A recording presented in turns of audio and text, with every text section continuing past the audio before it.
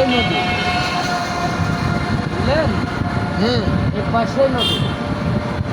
নদী অনেক দূর, না, এই যে এই পাশেই নদী, ওই পারে। মানে নদী পার যাওয়া যাবে? না, হ্যাঁ, গাড়ি দিয়ে যাওয়া যাবে না, ওর পাশেই নদী।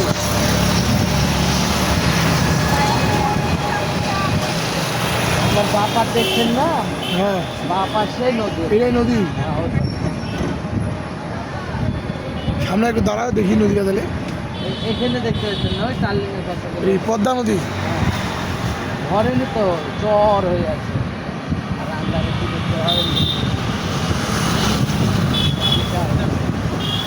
এদিকে তো